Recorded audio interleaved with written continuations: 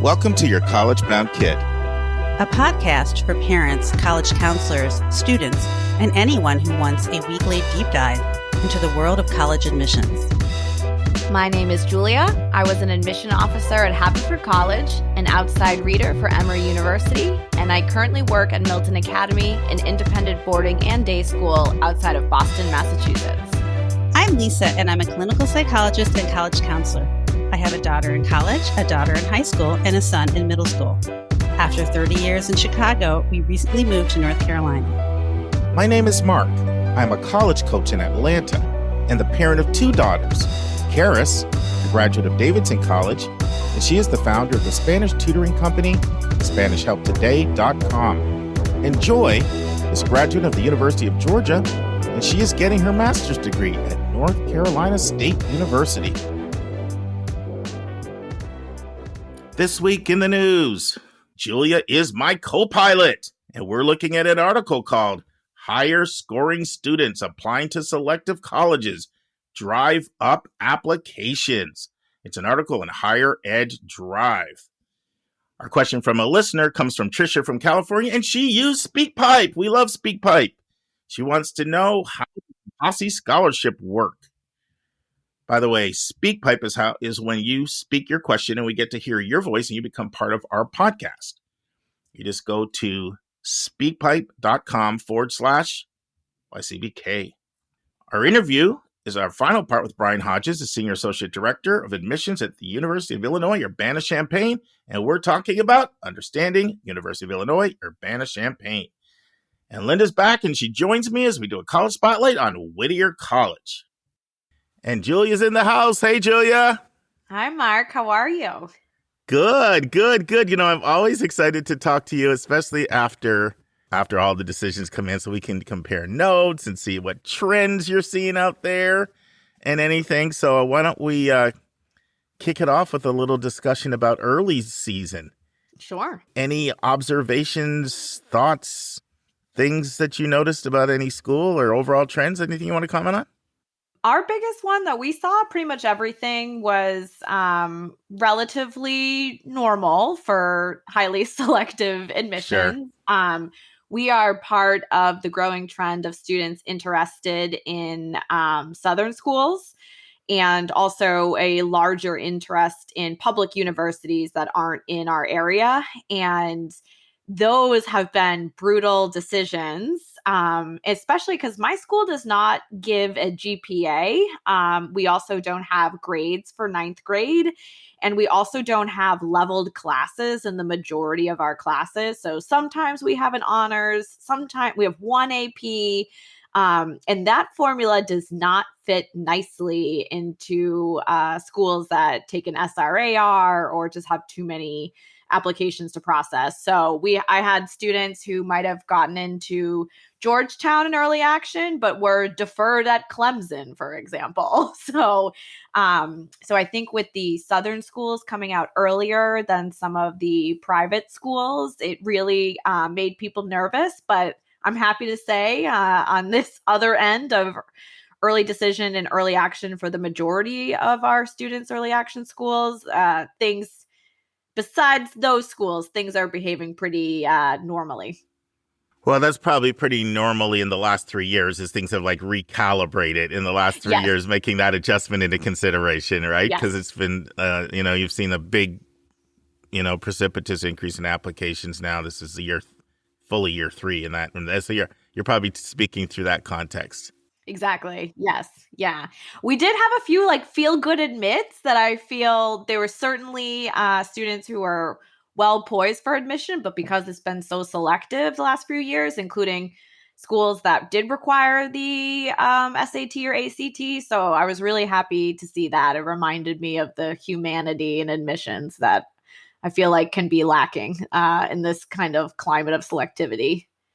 Well, it's interesting. Julie's one of the people that I always like to compare notes with every year to see if what, she's hearing is what I'm hearing. And I would say that you're probably the exception this year because most people I talked to really noticed, particularly with a couple institutions that did smash records, and they felt it on their end. And so, happy for you. So I'm actually going to use this as a segue into a couple admissions tips, and then I'm going to ask you for some comments on them. So it's related to all of this talk, though. So it's in this context. So both of my tips are actually for college counselors and for parents. So we looked at our numbers, and we had a total of 30 kids that applied early, not early action. That was either early decision or single choice early action. So I'm not sort of counting all, lots of schools have early action, but not really counting that. So of those 30, 20 of them were ones that we recommended. Like, they might have come from the student. I shouldn't say we recommended. I'll say, like, we sort of gave it our blessing, if that makes sense. So like a priest or something here. Yes. So we're like, yeah, that makes sense. It might have come from the student or it might have come from us, but like, that makes sense. And so of those 20, 14 got in. Of the 10 that went off the reservation, I use that word, 0 got in. So one thing that I took away from immediately is I started looking at the people in regular that we're about to go and spend all this time aiming at schools that, from our research, they had a really low probability. And I got even more aggressive. I'm pretty aggressive. I'm pretty direct. But I called meetings and I shared data and I tried to talk them out of it. Obviously, I can't control what people do. But in some cases, we were able to be successful. Just show them the data, share the experience. So one tip I'm taking away is I'm being even more direct with people when I see that their chances are really low. It's delicate as a counselor. This because I was pretty aggressive with the family recently, and they did listen to me, but then the mom confided with me in a meeting. My son's not really liking you very much these days. So, but you know what? My view is I'd rather you take a little short-term pain now than deal with a longer-term pain later. And more importantly, I want to get you excited about other schools. So that's one tip in there. And I'll share both at the same time and see which ones you want to talk on. So that's kind of to counselors to be even more direct. And it's to parents and students to listen if your counselor is telling you these schools you're looking at are unlikelies. That's that's kind of a tip for parents and counselors. So this other tip is also for parents and counselors. So I said of the 20 we recommended, 14 got in. However, we got crushed with Brown and Yale. Like 5 of those 6 that we supported that didn't get in were at Brown and Yale. And they both smashed records. We've read the press releases from both of them. And so this is what my tip is for these schools. And I'm going to old school Anika. So our regular listeners, longtime listeners know Anika and I founded the podcast together. And I would pull an analogy out every now and then. And sometimes she would love them, but she was the harshest grader. And she would put me in my place. So I'm going to try an analogy. And speaking of Anika, I got to see her for the first time in 5 years. 5 years. So her son, Jalen, graduated from Emory with a master's like you, Julia. Awesome. Yeah. He's going to be a surgical anesthesiology associate. Ooh, that sounds a lot harder than what I did. It's a lot of money, I can tell you that. He looked at it and he said, I could be a doctor and I'll pay all this medical insurance and I'll go a couple more years. Or I could do a 2-year program and make almost 2 bills. That's a pretty good deal. Yep. Pretty smart. Yeah. So we had a big celebration for him and I saw Anika. And Anika wanted me to say hi to everybody, by the way. So anyway, but back to the analogy. So I heard this the other day and I loved it. They said, if you heard a forecast and it said there's a 90 to 95% chance of it raining, and then you said, bump that. I'm not taking an umbrella. And then you go outside and it rains on you, you really should not be surprised. You were told there was a 90 to 95% chance of it raining, and you just ignored it. So why are you surprised it's raining? So think of that in a college admissions context. If you're applying to schools that have a rejection rate of 90% and in regular 95 or 85%, whatever the number is, then you should not be actually surprised that you don't get in. Mm-hmm. You shouldn't. It's just like the rating analogy. And here's how it also applies to counselors. Counselors, you should not be surprised when your kids don't get in. So what happens, I think we all can have egos. As a student, you can have an ego and you can say, well, the school has a 1 in 10 chance of me getting in. But you think, guess what? I'm going to be that 1 in 10. You know, it's kind of not respecting the competition, because we know this, that at the most competitive schools, they do not get very many kids that are not academically qualified. I know, Julia, I've been asking school after school after school, what percentage of your kids are academically qualified? And I keep hearing 75 to 80, 75 to 80, you know, are completely admissible. So let's just use 80 because I hear that even more than 75. So 80% are completely admissible. So as a student, if a school has a 1 in 10 chance, it's like the rain illustration. You actually shouldn't be surprised. As a parent, you shouldn't be surprised. And I say this as a college counselor because of those 6 kids that we supported that decision, 5 at Brown and Yale, I was surprised on some of them and I shouldn't have been surprised. That's a little bit of my counselor ego and a little bit about getting attached to a kid a little bit and then just wanting it so badly. But if you think about it, like Brown took 1 in 10 early. Yale took 1 in 10. Brown took 1 in 8. But athletes are in those numbers. Yes. So those real numbers are probably like 1 in 14, 1 in 15. Yep. In an extraordinary pool. So why is it that I should expect my kid is the 1 out of 15 in an extraordinary pool? Why should a parent think it? Why should a student think it? That's like the rain. You're told there's a 95% chance of it raining. You don't take an umbrella and you're surprised. So those are my tips. And some of it is my own message to myself, because I had a few kids in particular I really thought were getting in. I had some of my biggest surprises since I've been doing this year. But then I had to step back and I had to think, look at the numbers, look at the not just athletes, other protected classes too, but particularly athletes, because that's kind of all done ahead of time, but they still are in those, especially like in non-scholarship schools like D3s and Ivies and that, they're in those numbers as opposed to like, Big Ten, ACC or something. Right. So anyway, those are my thoughts. I just want to know what you think about it, what I said. Yep. Co-sign on all of that. And actually, thank you for reminding me as well. I realized I got to treat every school like Stanford. And so just be like, yeah, of course. So, and I definitely co-sign or really echo about the list. I would say that I would love to be wrong, but of the students that we didn't feel their restrictive early action or single choice early action or their ED was of good use, the surprises I did get were students that I thought were totally going to go to committee, but could totally understand if they didn't come out on top, and they did. And I'm really excited about that, rather than being surprised about the denies or defers. But this is a good reminder for me too. And that I hope my students are listening too, because I'll say this, I don't know about you, Mark, but of those students that maybe did an early decision or restrictive early action that we set up and down was not what we would use. And the strategy that you lose by doing a Hail Mary, especially for my students where they are overrepresented in both the early round and the regular round. So the regular round especially is not a safe space for them to be. The students who got bad news ended up adding more schools to their list that are equally, if not more selective than the schools that they were denied from in a less selective pool. So I don't know if you've got some magic or whatnot, but the calculus, these are smart kids, but the calculus is not adding up for me as the counselor here.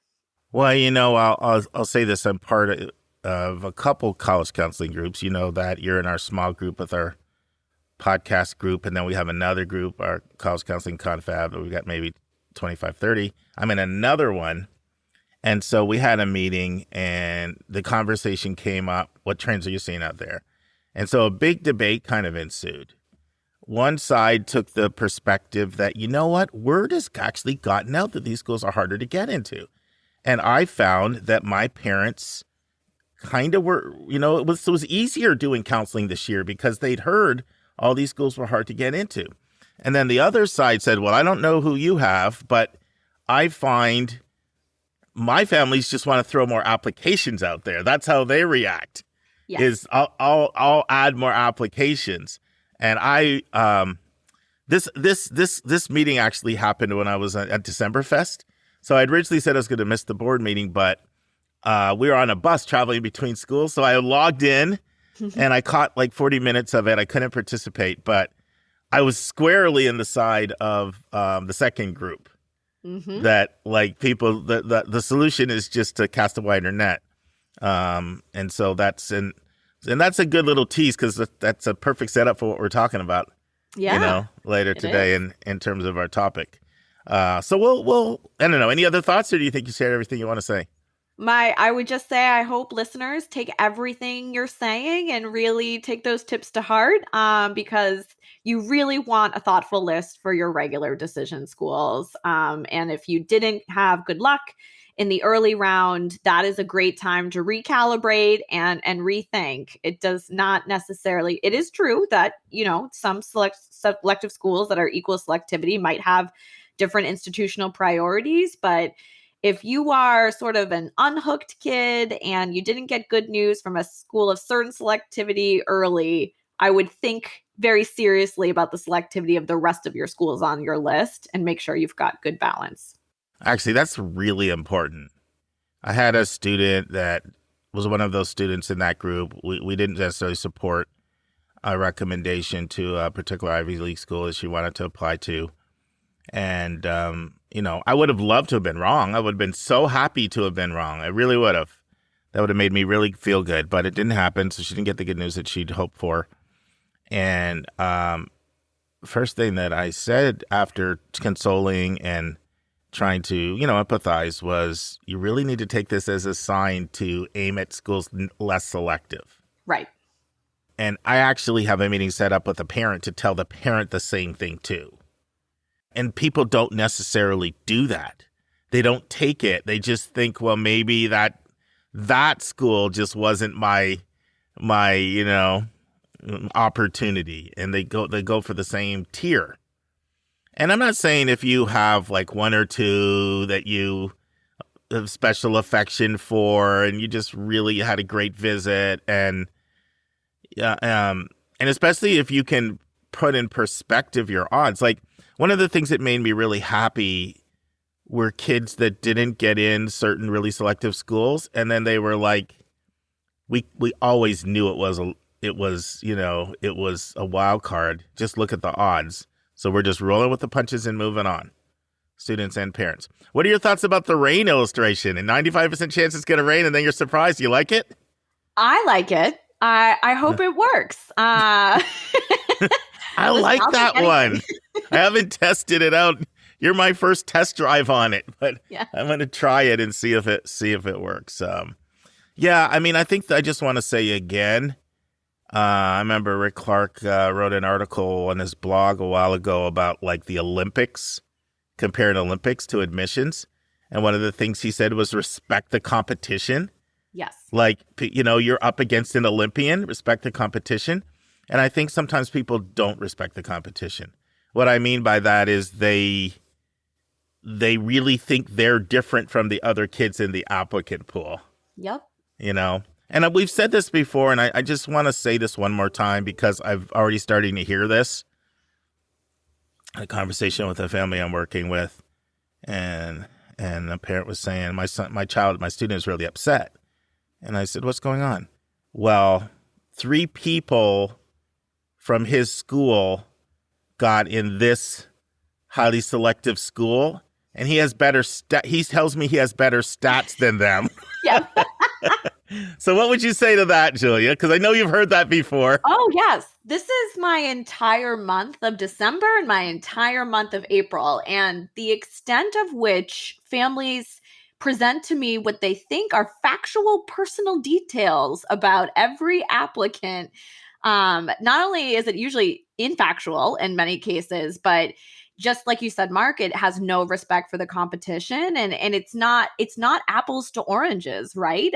Maybe one student wants to study Spanish literature and took a very demanding curriculum in foreign language, and maybe their curriculum in science was a little lower than your students. That doesn't mean that, one had more honors classes and they should get the nod in over the other person. It really can come down to institutional priorities. And I think there's a decent amount of what I'll call self-preservation out there, which is people either projecting what might be on their transcript or what they might look like in a college application, and people assuming that to be fact. But it's a human process on the other end most of the time. So and I really caution families against it. I think it's not only a useless mental health exercise, it's actually detrimental to you and your child if you're going to go through that, especially if you want to talk to your friends about it. Like, what about this? But, Bobby Sue down the street also plays field hockey and she got in, and that's not how they make decisions. And all you're doing is trying I can't get over Bobby Sue. Yeah. Well, we like to do, so where I live in the Boston area, we like to pick a pretty common first name and then do it with the last name of a town. So like Allie Cohasset, or, Brendan Wellesley, things like that. So I was trying to be a little less Northeast centric, but it's really, I even have families that will try to find out things about other students. They'll call the colleges that another student was admitted and try to rat the student out for something they didn't do. So going down that rabbit hole does not help you make a decision. It does not help you move forward. And it casts a lot of doubt on your students' self-worth. And I've seen it be really detrimental. So I would really avoid trying to figure out where did my child or where did I stack up against other people in the applicant pool, even if they were from your high school. Yeah. And we're just full of tips today. We're just going tip to tip. But, 3 weeks ago, Dave and I had the tip of comparison is the thief of joy. I mean, it robs you. It robs you. Don't judge those who got in. Just realize that there's so many things you don't know about that person. People think they know the other people in their school. They don't. And you also don't know the needs of an institution. So you really are just way out of line if you're making judgments about, I can't believe they took this kid. You just don't know what they had to offer, and you don't know what the needs of the school were. So just try your best not to go there, even that I know it's tempting. So don't want to sound too sanctimonious here. These are all things. It's easy to have parent ego, student ego. Some ego is healthy. Without any ego, you probably have no confidence. But ego run amok can be ugly. So, yep. All right. So you know what? I had an admissions vernacular all lined up and ready to go. But you said something earlier that I've wanted to do, and I want to make it. I'm going to put you on the spot. You referred to the SAR a second ago?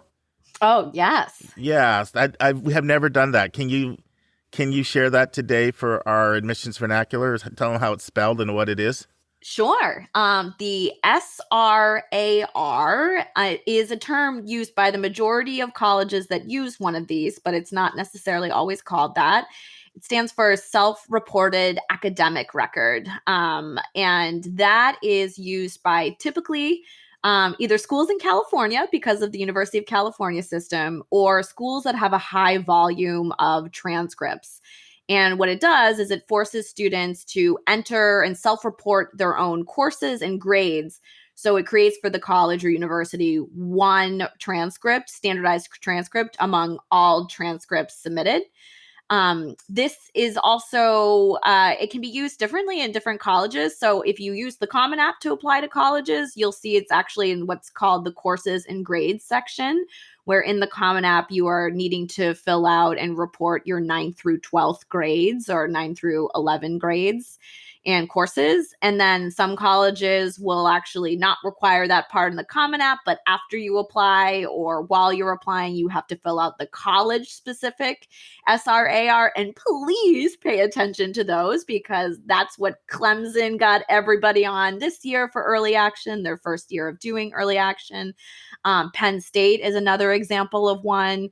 where sometimes the completion of the SRAR after you've submitted your application is contingent on your admissibility. So if you don't complete that in a certain time, you might get bumped to the next round, or you might get bumped out and be an incomplete application. So some schools will just use the SRAR and some will use both. They'll still look at your high school transcript along with the SRAR where you've reported. But every college uses it slightly differently or calls it something different. But the Common App, if it's a Common App school, will actually list if you need to complete that in the Common App. See how good Julia is? She did not even know until you knew that I was going to put her on the spotlight. I didn't know until she brought it up. And I said, ooh, Audible, change of plans. And she just went like she prepped for that for 6 months. So that was pretty good there, Julia. Thank you.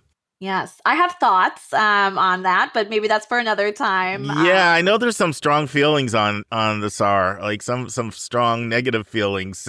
Yep. That maybe we'll have you do an edition of Grinding My Gears, and we'll tee you up. So we'll definitely have to do that. So our big number is 450, and that's 450%.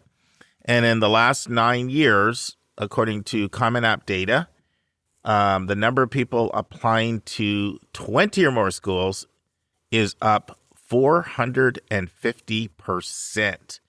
Now, still not a large number. It's 1.8%, but it was 0.4% in 2013-14. And now it's around 2%. So that's a 450% increase. And that's actually a really good segue to our article for the day. And now it's time for Hot Topics in the News.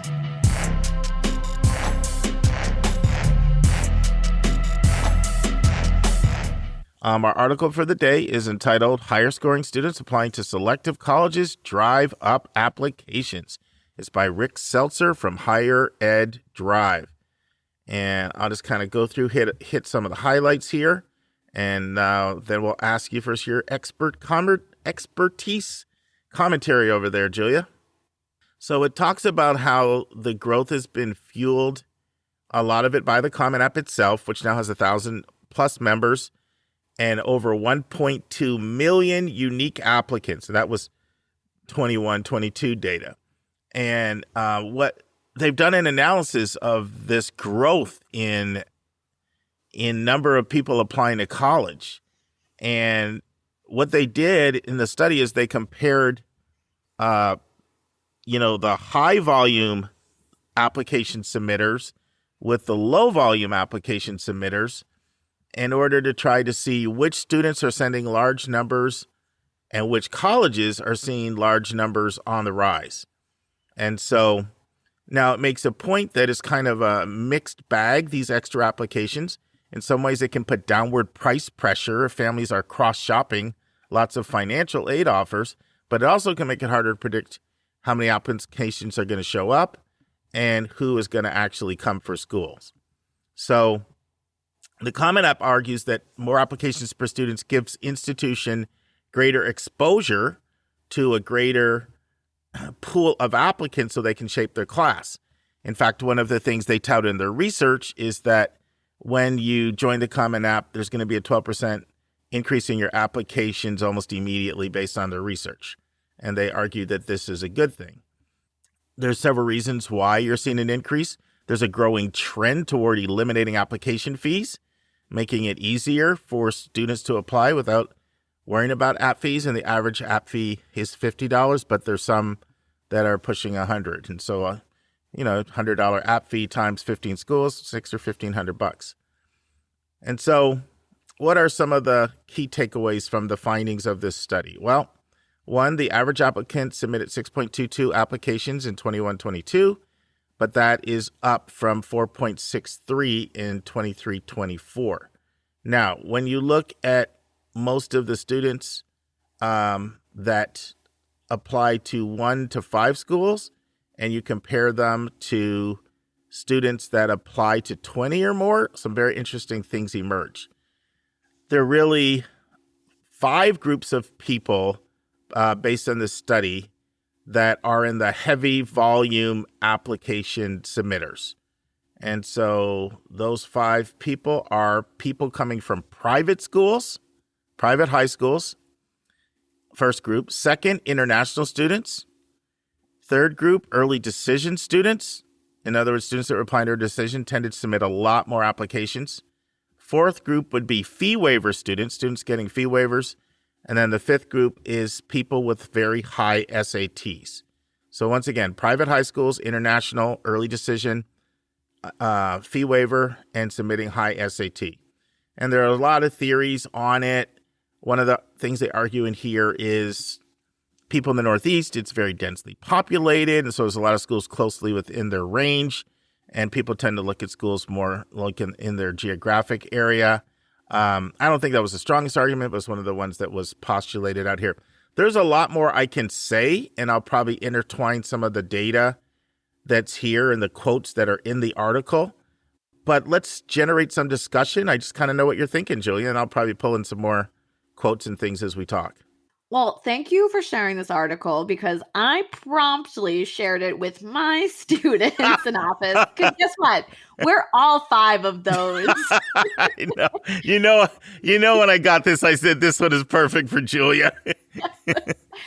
It was also really helpful because I think, and like we were talking about earlier, where students think, oh, like I'm one of those people, they might admit, is that not necessarily through anyone's fault of their own, but sometimes my students are really myopic. And it's fair. They're 17, 18-year-olds. A lot of them have actually been in, again, I work at a private school. A lot of them have been in private education since kindergarten. And so they're just not aware that even, they think the majority of people in the world have a 4-year degree from a very selective college. And so knowing that only 1.8% of Common App users represent 20 or more college applications really helped me explain to them, like, you're a real outlier here. You're a real outlier. And there's probably a reason it's only 1.8% and it's not in your favor.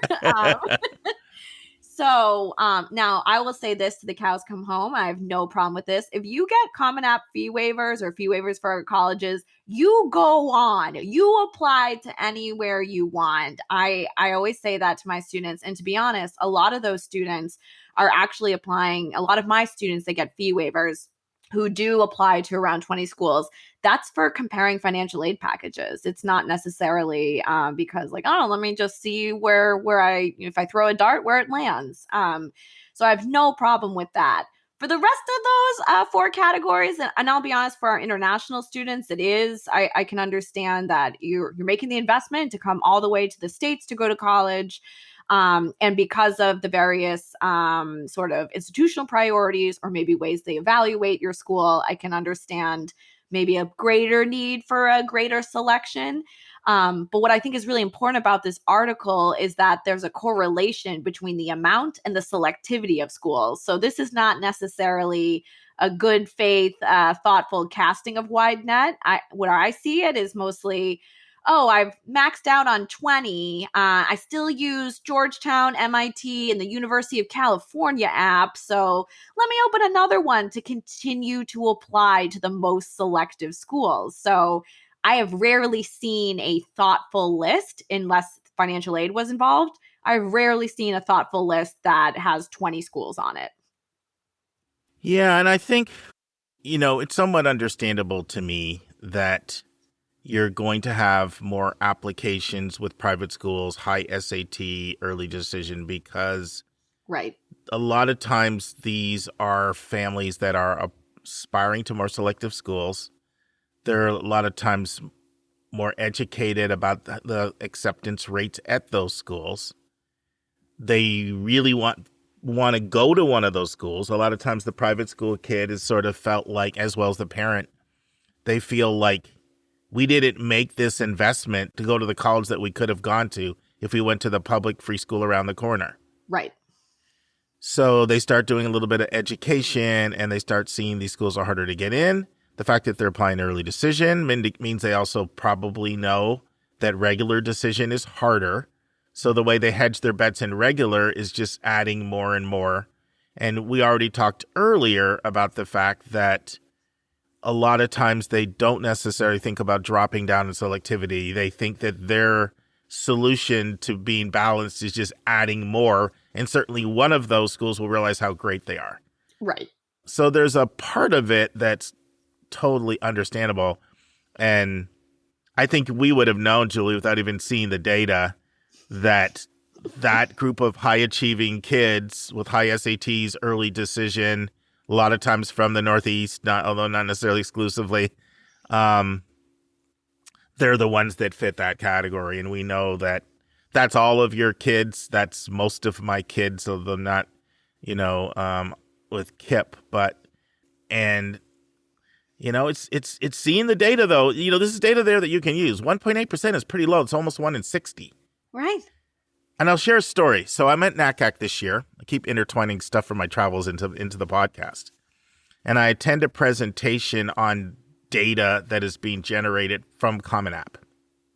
And this guy just starts drilling the poor instructor. I felt so bad. You ever in those times where you're just, it's like so socially awkward, you just want to like hide under your chair? Yes. So what he was drilling her on? Why do you guys still cut off a cap at 20? He's like, this is ridiculous. We're in a new era, and you got to get with the program. And the interesting thing is the presenter was really on their heels. They were defensive. Like, they were like, we hear that a lot. I'm not saying things won't change in the future. Your point is well taken, but it kind of is what it is for now. And he was relentless. He just kept coming back at her. But the point is, like, even with 20, there's some voices out there saying, like, get with the times. Don't be giving me 1998 stuff. I think those of us who do what we do, we would be disappointed pretty profoundly if Common App changed that policy and started doing 25 or 30. Wouldn't you agree, Julia? Yes, I would not like that. I will say it actually is pretty effective for my students that are overly ambitious. It does provide a stop measure and they can sort of be thoughtful about it. So yes, I really hope, please stay at 20. Don't change. But you and I have even talked. You've seen this upward trend even in your own school. Like the number of people that applied to from your school is more than it was even 3 years ago. Yep. We went from an average of 12 applications, which I could argue is actually maybe even more than one would need. And that includes our students who were one and done, and then the students who had 20 or more. So as much as 12 feels sort of healthy, it might actually not be all that much. We went from 12 about 3 years ago to the average of being 17 applications now. And I don't know if you and I agree on this because we don't agree on everything, but I am of the belief that there's no magic number and that every situation is different. Yes. Well, we might agree with that because of what you said about under-resourced and taking, like I will say, if money's a factor, you should have more. If you haven't had a chance to visit your schools, you should have more. Right. If you're applying to like BSMDs and some of these selective performing arts programs with their really low admit rates, you should have more. Right. And it isn't a bad strategy. It's a strategy a lot of people do is to not necessarily visit all your schools on the front end. That is definitely something of privilege. Mm-hmm. Like to do that, it takes a lot of money to be able to constantly do hotel, airfare, rent-a-car, meals, and have parents that can take time off work to fly all over the country and do that. So for a lot of people of average means, the strategy is let me see where I get in and then look at 8 offers, what may be competitive, and then visit. And there are a lot of cases that I can make for applying to more. I have respected sort of some of the pressure of it being harder, and I've sort of gotten a little bit more comfortable with larger numbers. Like I'm comfortable with 9 to 15, sort of balanced. I say three to 5 schools that, use your term, whether you want to call it a reach or stretch or, challenge school, something that you can't expect to get in, but you have a chance. Right. Not like Hail Mary lottery stuff and unlikely long shots.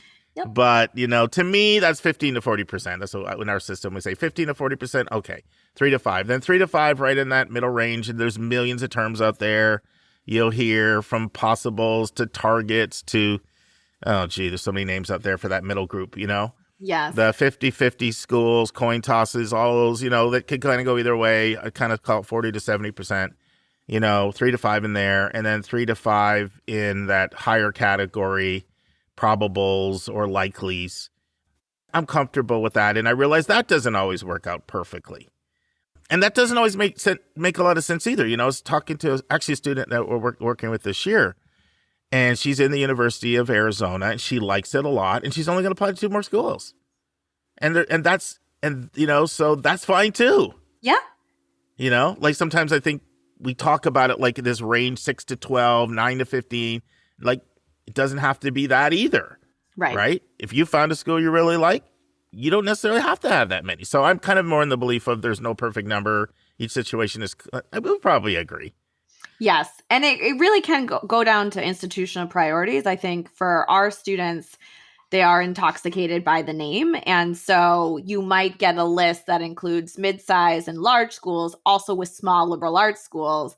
But it is true, like a Middlebury might assess a student really differently than a Duke, for example. So even if they're equal selectivity, there can be some nuances there. Yeah.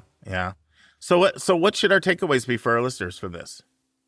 Please be thoughtful about the overall balance. And if you find yourself as one of those folks who might be creeping up towards the max number, I would really heed your advice, Mark, and think about how many are in that reach and unlikely category, whatever you might call that. So for me, I would call that probably any school that admits less than 25%. Even if you are amazing, that is a very tough number to be up against, especially if it's a school that has taken a lot of its students in the early round, right? So that's you've got a little going on. On the flip side, and what I see with my students, and this is something I mention to them all the time, is we'll have a student that might apply early decision or restrictive early action and not get good news from that school, but maybe they got it from a likely school. Maybe they got into University of Vermont.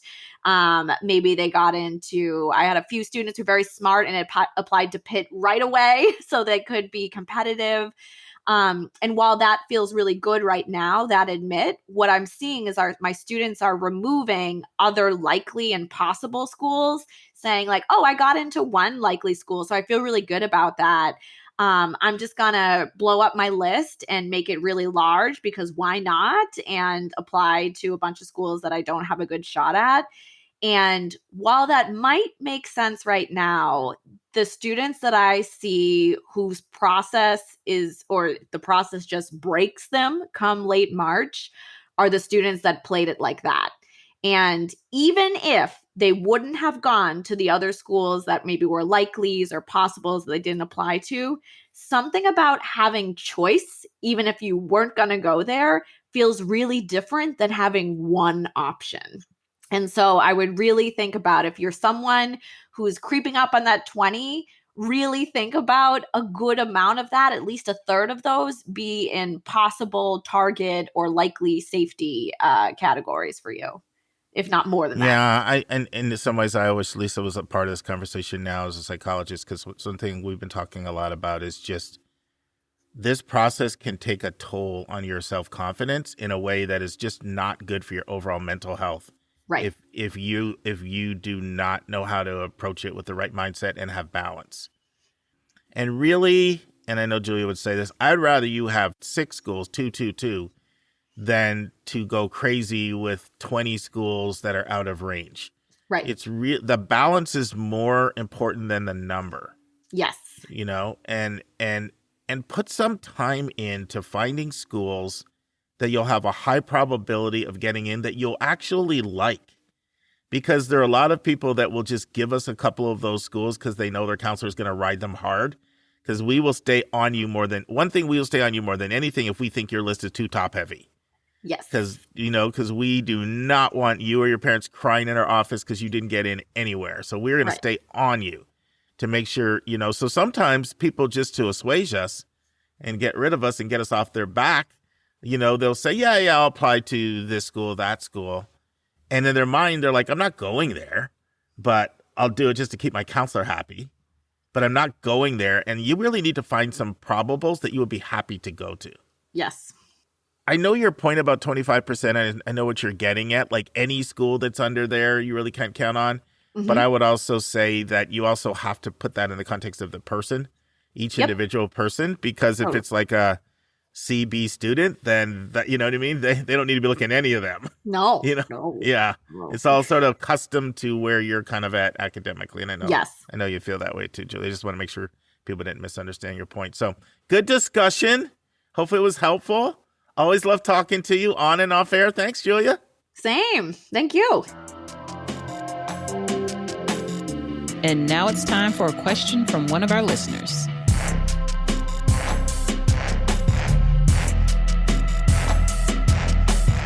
What's going on, Lisa? Oh, everything and nothing, right? As they say. Well, I have a funny story for you. I'm working with this. I like fun. I'm working with this student from New Jersey the other day, and she's applying to, I think it might have been the University of Michigan, I think. And I'm going over, you know how schools do those short answer questions? Mm-hmm. And maybe it wasn't Michigan, but my schools are starting to get mumble jumbled in my mind. And one of the questions was like your favorite movie. So she puts down Shawshank. Oh, wow. And I said, you mean Shawshank Redemption? It's actually called Shawshank Redemption. I'm kind of a movie scholar, so I bootleg here as a college counselor, but movies are really my thing, so it's Shawshank Redemption. So I'm like flexing over here, but then I told her I was only joking. But yeah, that was like the one movie you watched. Yeah, so it felt so good. I know. What like the stars aligned. My there. ego is just going through the roof like I'm correcting somebody on a movie. Well, maybe at the end we'll have a little quiz. I mean, no, we're not. Movies in a very long time, so I probably would also fail the quiz. So. I don't think so. Anyway, it felt good. All right, we're going to transition, and we got a great question from SpeakPipe, so we're going to play it. And this is from Trish from California. Hi, Mark. This is Trisha from California. I'm wondering if you can share with us a little bit more about the Posse Foundation. I heard you mention it in a previous episode, but you didn't go into any details. Thanks. All right. So, anything you want to say at all before I dive in on Posse? Lisa, how do you want to go with this? Well, I was excited that Trish asked this question because I know some about Posse, but I certainly by no means feel that I am an expert. So I am going to join her in the question and wait to hear the wisdom of your answer. All right. So Posse is a program I've worked with quite a bit. This is the first year in a long time I actually haven't had a Posse scholar. I had some applicants, but nobody who actually won the scholarship. So let's go all the way back. So there's two preeminent scholarship programs in the country. You'll hear them come up a lot, Questbridge and Posse. And I'm not going to talk too much about Questbridge because we did a deep dive on that on 199. Do you remember that, Lisa? It was with you, a question from a listener. Yes. Yeah. So we went into that back then. So if you missed that, you're a new listener, you might want to hear about that because you'll hear it come up fairly frequently. It's a bigger program, and a lot of schools have a Questbridge application, and it keeps growing. So if you're not familiar with Questbridge, you should listen to episode 199. So Posse was founded in 1899, and it's actually older than Questbridge. And it goes back to a really interesting story. So there was a student in New York, and he was this high flyer. He won all these awards, most likely to succeed, and this, that, the other. I don't know if he was valedictorian, but he was like Mr. Super Successful in high school. And he goes off to college, and he's back in no time. And everybody were like, it's like, I thought you were in college. And he's like, I never would have dropped out if I had my posse with me. And so basically the idea was that the students at the school were so completely different than who I was that I just couldn't relate. And I wasn't comfortable. I felt imposter syndrome. I didn't feel comfortable there. Had I had people that were like me, then I would have been fine. So that's sort of the origin. It started in New York City, and it started with Vanderbilt University. They're the first school to partner with Posse, 5 students from New York City. It has since expanded substantially now to the point where $1.8 billion in scholarships have been awarded from the partner schools, and they work with 64 selective schools in the country. And they've trained over 10,000 students. And they sort of became famous, and I think it was 2004 when Barack Obama got that money from the Nobel Peace Prize, and then he donated a big portion of it to Posse. But it's the brainchild of an educator, Deborah Bile, who actually was awarded a MacArthur Genius Award fellowship. It was actually 2010. 2010, Barack Obama got the Posse Award. But so Deborah Bile, she's an educator. She's a Brandeis alum, and she had done a lot of work, in education. And she's a fascinating person. Someone I hold in the highest regard. You can just look her name up, Bial. There's a really good YouTube video on Posse for about 24 minutes where she's being interviewed by Charlie Rose and just breaking down the history of it. I find her fascinating. So the concept is we're going to take a group of students, and it's normally 10 in a cluster from a geographic area, and we're going to put them through almost this family bonding experience. So, in the past, I've done a lot of work with sending kids to boarding schools, and I could never send a kid to boarding school to Posse because Posse takes you through 8 months of meeting pretty much almost weekly, for forming community, doing all of these bonding exercises so that when you come in, you have this support group together. And one of the statements that people often say to Deborah is, well, what if I don't like the people in the group? And her response is, you may not like your coworker in a job. You need to learn to work with them. That's part of a skill set that you need to learn. So what they do is they look for several things that they're looking for in the process. Yeah, they're looking for high academic achievement. But this is not one of these programs where they're going to take a kid with like a 3.9 and 35 ACT and leap that kid over another kid with like, a 3.5 or a 3.6 and like a 30 ACT. High academic achievement is important, but there's several other things that they really look for as well. And while they work with a lot of highly selective schools, they work with a much bigger range of schools than Questbridge does. So some of the other things that they really emphasize are leadership. It's a leadership program. They're looking for leaders. That's huge to them. And they have their eye out for that in a major way. They're also looking for people that can collaborate and can function really well in groups. And a lot of their evaluation goes through these exercises where they see how you function in groups. And then, of course, I mentioned high academics. And then the fourth thing they really look for is people that will make a difference in the world. And so the way somebody gets into the Posse program is have to be nominated. Every year I get an email asking if I have anybody to nominate. And nominations could be school counselors, independent or public, or CBO counselors. Is who, they send it out and they get massive amounts of nominations.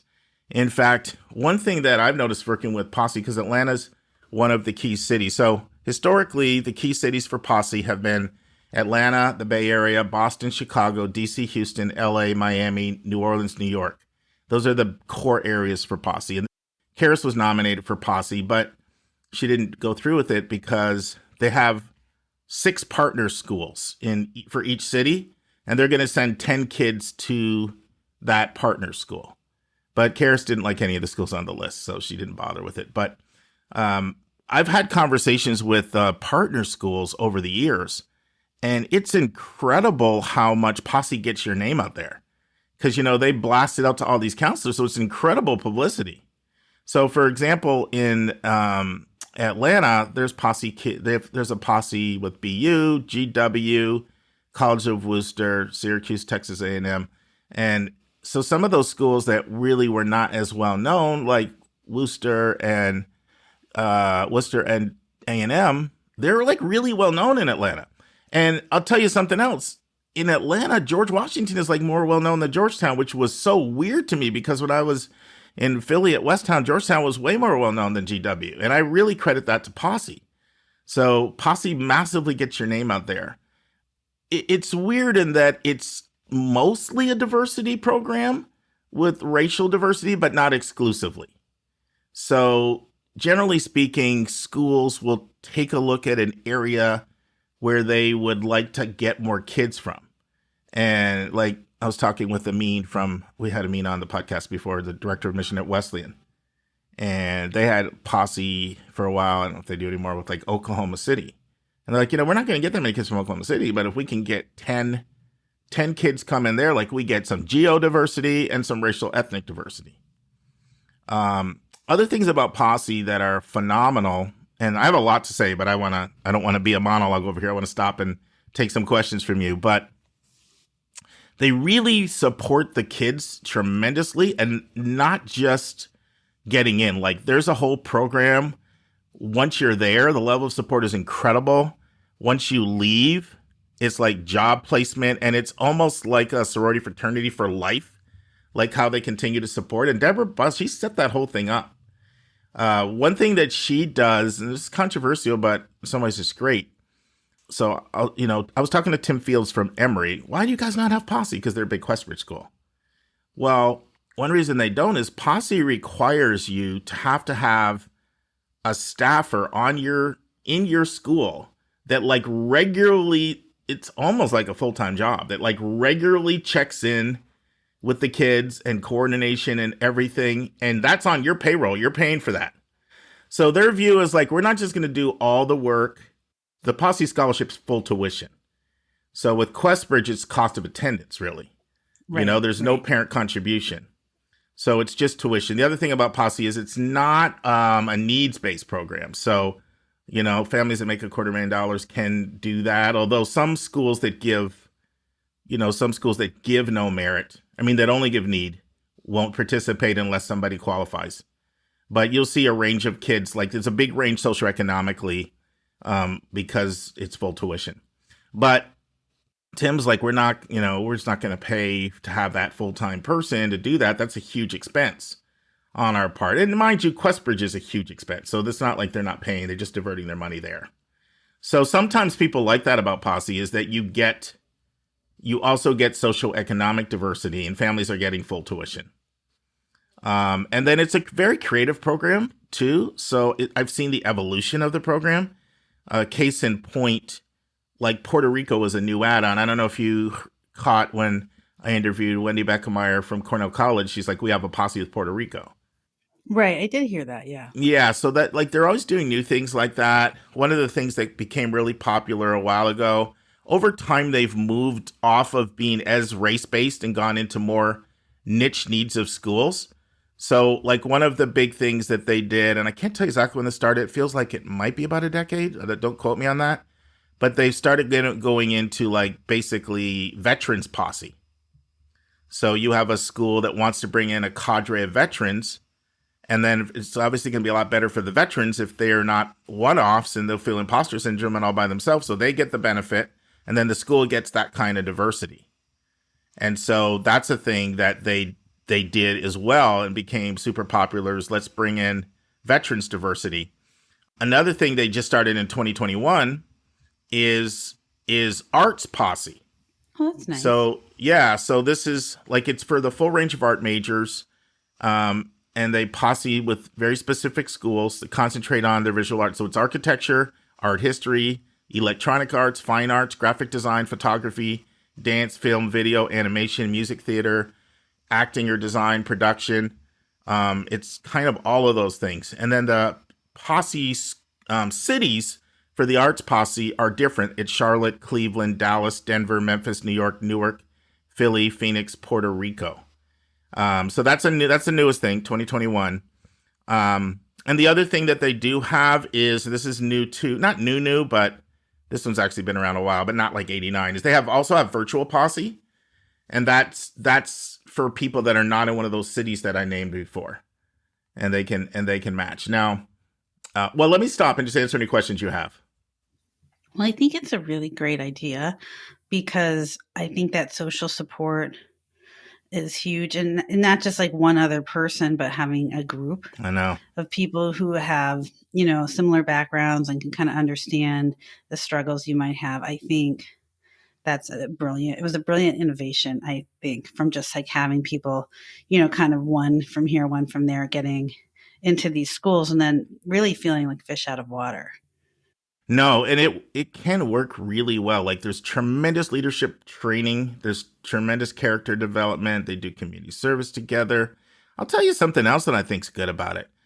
Sometimes students will complain that they don't like all these activities or they, like I don't get along with this person, but that part's kind of good too. Like I agree with her. Like that's good preparation for the real world. It might seem like a cold answer. You might not like the person in the cubicle beside you, but you have to work with them on a project, but it's actually true. And I think that part is good. And that's one thing that sometimes students complain about, like forcing me to do this thing with this kid I don't like, but I'm like, you know what? That's actually good too. So it's kind of a great program. I'm really bullish on it. It's way more support in terms of how holistic and comprehensive it is than QuestBridge. Like QuestBridge, of course, has, the income requirements and they're really targeting under-resourced. And they're kind of getting you there and they claim they have all these supports. But if you compare Posse supports to QuestBridge, it's like night and day. QuestBridge, you're kind of on your own when you get there. They would take umbrage to that. But if you look at the level of supports Posse has, like not just getting in, sticking all the way through, all the way to job placement, all the way to like life at 30, there's a whole network there. Mm-hmm. And one of the other big differences in the program is the schools that they partner with. So if you look at QuestBridge, it keeps expanding. I think when we started the podcast, they had 38 schools and now they're up to 48 last I checked. But they're like 48 of the wealthiest, most selective schools in the entire country. And that's who is their network with huge endowments, lots of prestige and massive selectivity. There's some overlap, between QuestBridge and Posse in terms of the schools. Some people are both. But with Posse, you'll find a lot of the schools are private selective and some are very selective. Like, for example, they've got Carleton, they've got Cornell, they've got Davidson, they've got Middlebury, they've got Northwestern, they've got Pomona, they've got Notre Dame, Vanderbilt. So they've got that very selective group. But most of the schools with Posse are like sort of that level down of selectivity, that notch under what you see with QuestBridge. So, for example, they have schools. These are a whole bunch of schools that are in Posse that are not in QuestBridge. Let's go through some. Agnes Scott, Babson, Bard, BU, Brandeis, Bryn Mawr, Bucknell, Connecticut College, DePauw in Indiana, Dickinson, F&M, Hobart William and Smith, Kalamazoo College, Lawrence, Lewis and Clark, Pepperdine, Rhodes in Tennessee, University of the South, Sewanee, Syracuse, I mentioned Worcester before, Trinity in Hartford, Union. So you kind of see UPS, Puget Sound. So it's like another one in not too far. At least we were talking about this school earlier the day. We were working together on a calls list for a client. University of North Carolina School of Arts is one Posse for them. Mm-hmm. Mm-hmm. So they have a much bigger range of schools, and they also have more public schools too. So when you look at QuestBridge, boy, I think I'm right on this. If not, I'm going to edit it. I'm pretty sure I remembered. University of Virginia is the only public school that's QuestBridge because of the money that it takes to do QuestBridge. And that's one of, UVA and UNC are the only two schools that meet full need. Only two public schools in the country. But because of the fact that it's full tuition and the person still has to do housing, meal plans, student fees, transportation, books, spending money, like a person still might be spending 30, 35 even, right? So schools can participate that don't have like those really, really deep pockets like the QuestBridge schools. And so it allows more public schools to participate. So some of the public schools that have Posses are Purdue, Rutgers, Texas A&M, Cal Berkeley, Michigan. Virginia does both, Wisconsin, Madison. So any other questions on anything? What kind of student is successful in terms of the posse application process? Yeah, so I'm going to go back to those core things that I said before. Like, it's going to be a high achiever academically, but it doesn't have to be that lightning high achiever, because part of it is there's the range of schools, right? And so it's an A-B student, somebody who has leadership, somebody who can get along well with people. One thing I haven't talked about is the assessment process. So they have like all these interviews, and a lot of them are like group interviews. So they're like watching, observing your group dynamics. That's a big part of the evaluation. So somebody who functions really well in groups, somebody who like wants to be a change agent and can show that they probably a track record of like being involved in causes outside of themselves, like the person that's just purely ambitious only for themselves just to get ahead and make money. That person won't do as well as the person that maybe has something they care about where they want to be a change agent. Somebody who's resilient. The other thing I never mentioned is like QuestBridge, it's an ED program. And that's kind of a big deal. Like once you get through to that third level finalist, they sit down and they're very firm because they've had people that have done posse while they're also applying to schools on the side and EDing somewhere else. And they make you pull, like I had a student this year, they made it all the way through the finalist round. And then they said, okay, the next step is is your ED commitment to them. I mean, they didn't use the word ED, but the binding commitment. So if you're in any other ED process, you have to pull out. So that student pulled out of an ED round and then they never got posse. So they kind of felt a little jaded because you're not guaranteed it. So wait, go back.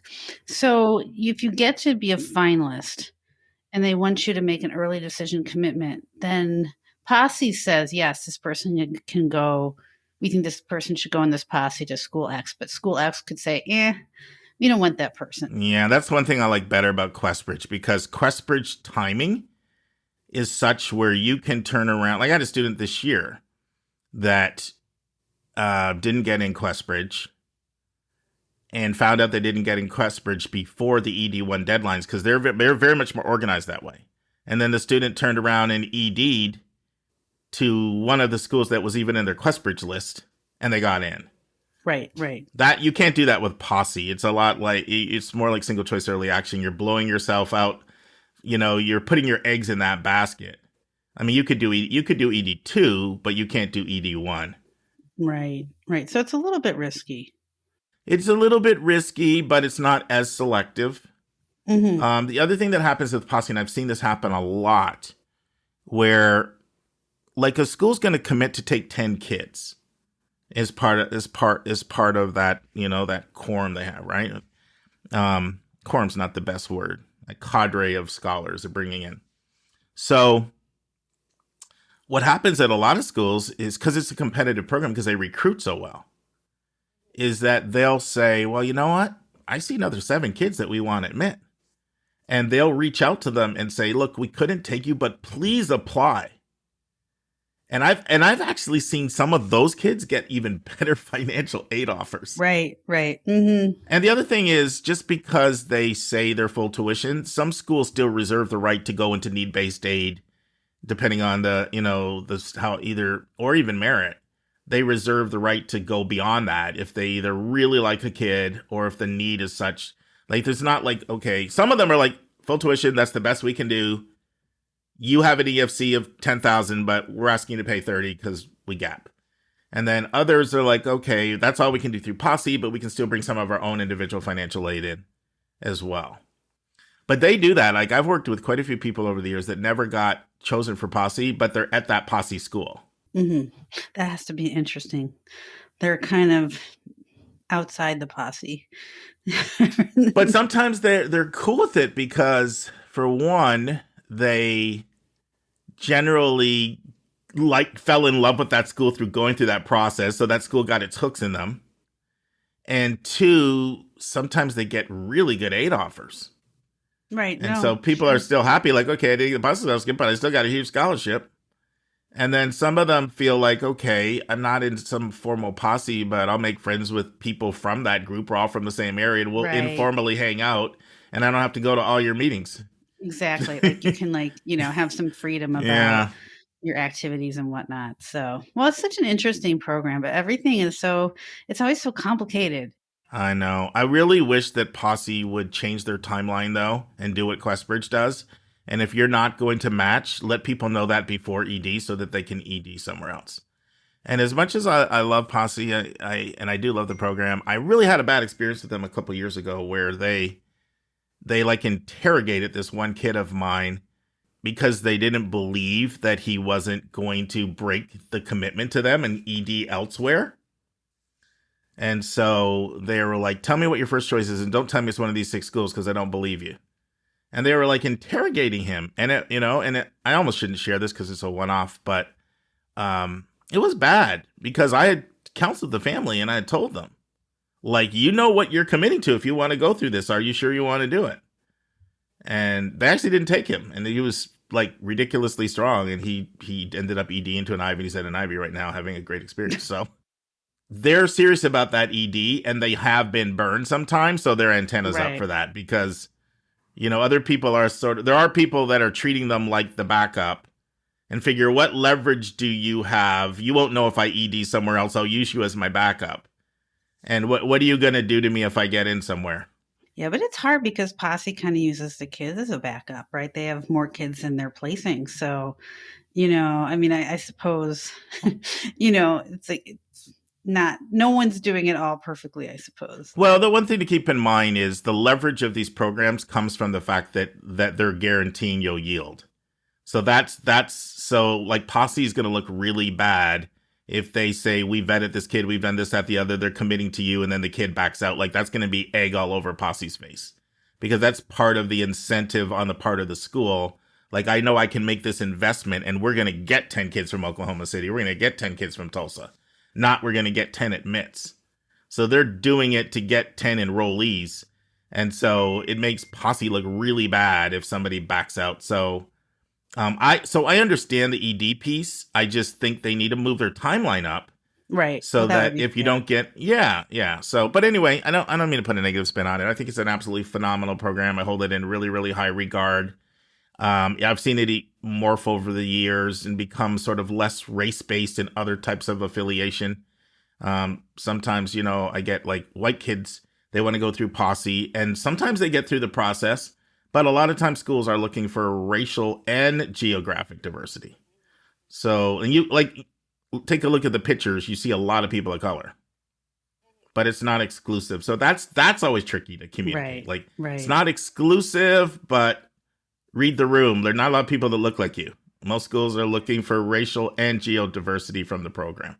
Yeah. I always think that programs like these, again, it just favors extroverts. Like introverts, we just, it's so hard. Like you get, dinged for not participating in class as much. And then you're not going to get the Posse scholarship. And it's all just because you're quiet. It is a little tough because especially the group dynamics, the founder pioneered this whole evaluation system using group dynamics to evaluate. That's like even used in corporate America and different places now.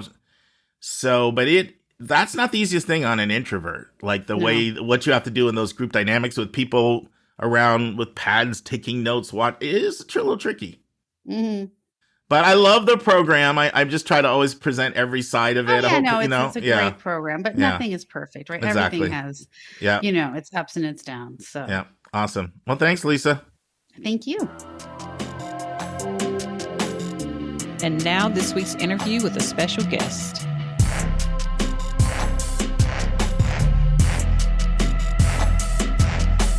Friends, hopefully you've been enjoying the interview with Brian Hodges, the Senior Associate Director of Admissions at the University of Illinois, Urbana-Champaign, one of the premier flagship schools in the country.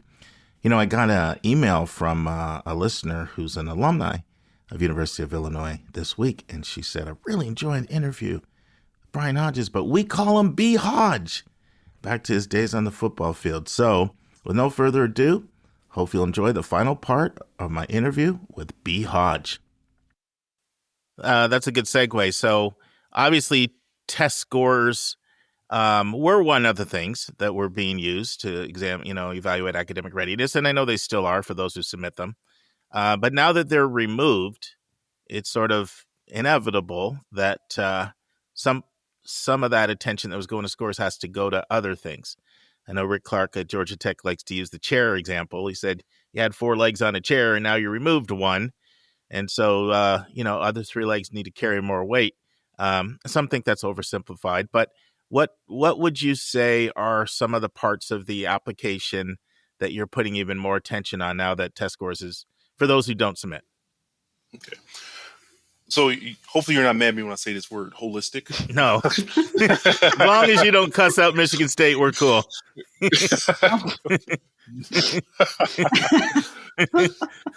would Were you ever so like, do such a thing? No, as long as you define holistic, you don't just say it and leave it alone. So saying it is fine, but then going a little bit more into what you mean by it, that's what matters.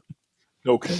So when we talk about holistic, we truly look at everything that we require in the application or require / optional in the application. So test scores, grades specifically, we look at grades like based on review based on what's in the environment of the school that the student's attending. So we want to see grades based on the grading scale. We want to see activities that they're involved in. We want to see the essay that they submit. The essay is very specific about telling us about the major they're interested in, what they want to do in the future, that particular program. There's a supplemental essay that they can answer any questions, say, from the Common App and what we list. So all that plays a part in the review process. If test scores are not there, we still got that whole chunk of different characteristics that we can use. So when we tell students that there's no advantage or disadvantage to sitting test scores, we really mean it. Now, students might not believe us, and we've been telling them this probably for the last few years, but it doesn't advantage or disadvantage using those test scores. If it's in the application, we're going to use it. If it's not in the application, we got a lot of other things that we can use before making that decision. So it's truly holistic that we look at all those different parts. Now, I know grades do play an important role with both test scores and without test scores. Rigor plays an important role, but also in the context of the high school. So we look at it, the high school has a lot of AP offerings. We want to see you've taken some AP offerings. If your school doesn't have the capability of taking or having AP classes, we want to see what you've taken that's available to you at your school. So we review based on the context of the high school. And so grades play an important role. Rigor plays an important role. The essay plays an important role. The activities, and not just say activities in school, if they have to work outside of class, if they have to help out with their family, all that plays a part in the review process. So if test scores are in there, that's going to be a part of it. And if they're not in there, again, we have a lot of other pieces of the puzzle that we can use in the review process. The part that makes your job hard is that there are schools that say, no, we really do not disadvantage someone without test scores. We have enough in the file to make a decision. There's some people that say it and mean it, and there's some people that say it and don't mean it. And so that's what makes the job hard for students and counselors even, because we have to figure out, who really means it. Recently, Purdue announced they're going back to test scores, and we literally just had a podcast just a couple weeks before that. We could see by literally what they were saying that Purdue clearly wanted test scores, and so, not to mention another Big Ten. We already have enough Big Ten going on here between Michigan and Michigan State and Illinois, but so that's just why it makes it a little bit tricky.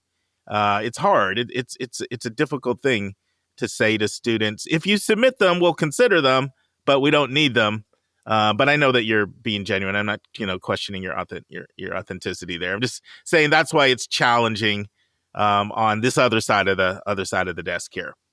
Yeah, and we don't make it easy. Yeah, and even within the University of Illinois system, with Springfield and Chicago and Urbana-Champaign, we all have different processes. Mm-hmm. So, if a student wants to apply at all 3 campuses, they got to do 3 different applications. You would think, being University of Illinois, it'll be simple, and it's not.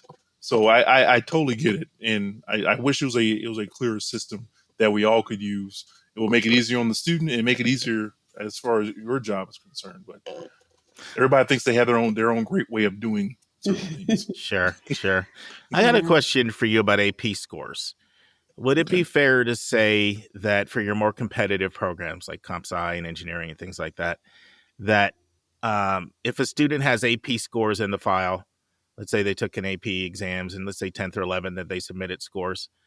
Would it be fair to say that AP scores may play a little bit bigger role now in the absence of test scores because that's one standardized measure in the file as part of the evaluation?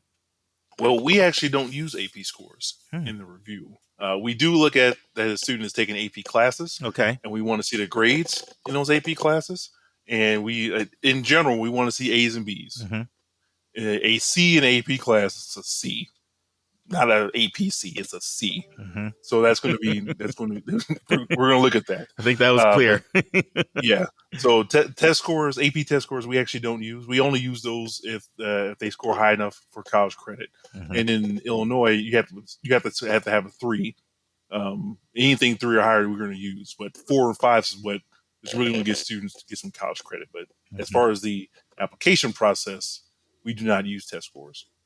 Now, what would be your advice to us as counselors if we're working with a student and they say, should I submit my test scores to UIUC? How should we answer that? You might not like my answer. So I'm going to try. I'm going to try. Be honest with you. Yeah. He warns us. Mark. I Yeah. like it. So He does warn us. What we tell students, Yeah. if you feel your test that scores one. indicative of how you performed in high school, submit your test scores. If you do not, then don't. And then you can also go look at our website, our freshman profile. You can see the middle 50% for ACT and SAT. And you feel like, okay, I fall into this area and I feel comfortable with it. Or even if you don't, that's probably the best resource to kind of see. But if they feel the test scores are a good place and a good indicative of how they performed, submit the test score. I like the website answer better, though. If you feel they are indicative is so like mumbo jumbo, man. People don't know what that means. But looking at the published numbers and seeing if you are at the middle 50%, I think that gives people some guidance, at least, And I know that's complicated because I know if it's a first gen under-resourced kid from a rural school or inner city school, then they're by far outperforming the other kids in their school. That's part of your holistic review to take that into consideration. So, I know that's complicated, but at least it's a little guidance. Yeah. So on your common data set, you say that state residency and geographic residence is one of the factors that you consider in the admission process. How do state residency and geographic residency impact admission decisions? Well, we are a state flagship of Illinois, so we want to serve our students of Illinois. At the same time, we are a Resource One institution, and we want to attract talent to the institution. And usually how that breaks down as far as review processes are in the end, usually non-residents and international students test a little bit higher as far as ones that are admitted, as far as test scores, as far as grades are concerned. So typically, like if we're going to admit a non-resident or national student, they have to have their review has to be a little bit higher in the different programs that they're applying to. But we do have preference for Illinois residents because we are a state institution and we want to serve our Illinois residents. I don't believe you have state mandated caps, do you? Like you have to have X amount from Illinois, like a lot of states, Wisconsin and Michigan and Florida and Texas and North Carolina and Virginia have. If you do, I'm not aware of them. Are there state mandated caps? It sounds like you're doing your own informal anyway. Like, Georgia doesn't have state mandated board of governors, but Georgia Tech imposes its own thing where they're going to take 60% in-state. UGA just recently this year 80%, even that it's not mandated by the board of governors. So some have it where they do their own internal thing, and then some have board of governors mandated numbers, board of regents. How's Illinois work that way? We do not have any mandated numbers. Usually, like as far as admit numbers, we're usually around like between 70 and 73% as far as in-state students that are admitted. And I'm trying to think, even our percentage, I feel like we're, as far as in-state residents, one of the highest in the Big Ten. I have to double check on those numbers, but no, we do not have mandates. But you did make it clear that the bar is a little, you are conscious the bar is a higher bar for out of state, but out of state and international is going to be a higher bar, for admission. Yes. Yeah. Okay. What do kids do for fun? Tell me what students do for fun. Now, I'm a little far removed. I graduated, it feels like 40 pounds ago, but That's a good one. I like that. but like I just It's all muscle. Yeah, all muscle. Like my arm putting food down my.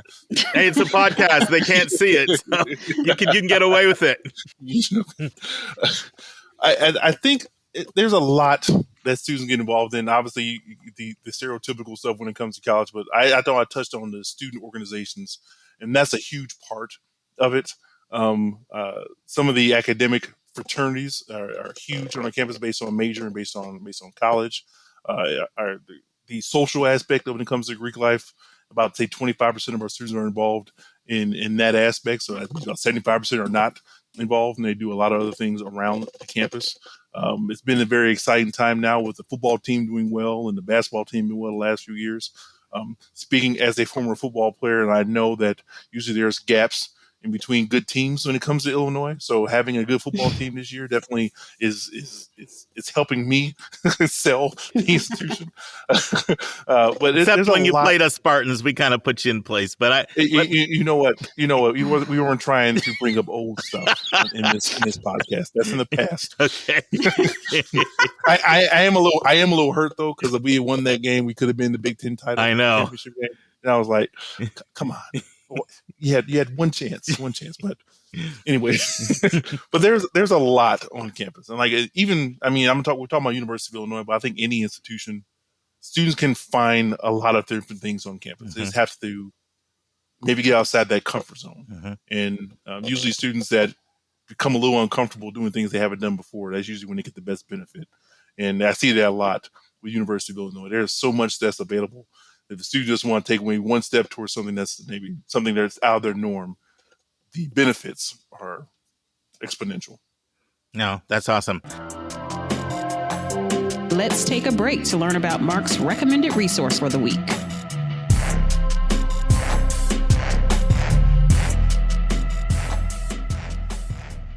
Okay, friends, our recommended resource for episode 293 is a book called How to Get the Most Out of College, subtitled 127 Ways to Make Connections, Make It Work for You, and Make a Difference. And it's by Elliot Felix.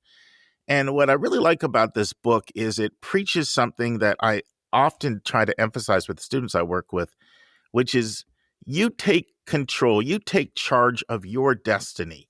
Every college has some professors you'll like, some you won't like. Some classes you like, some you won't like. Some clubs you like, some you won't like. But you take charge rather than whine, rather than complain, rather than gripe, rather than act like you're passive, have nothing to do with your outcomes. You take charge, you take control, and it gives you 127 ways to do it. It's a recommended resource for episode 293. We'll now return to the final part of my interview with Brian Hodges. So, Brian, we're about to wind down and transition to what we call our lightning round, or also our hot seat. So I usually call it the lightning round in case if I think someone would be too intimidated.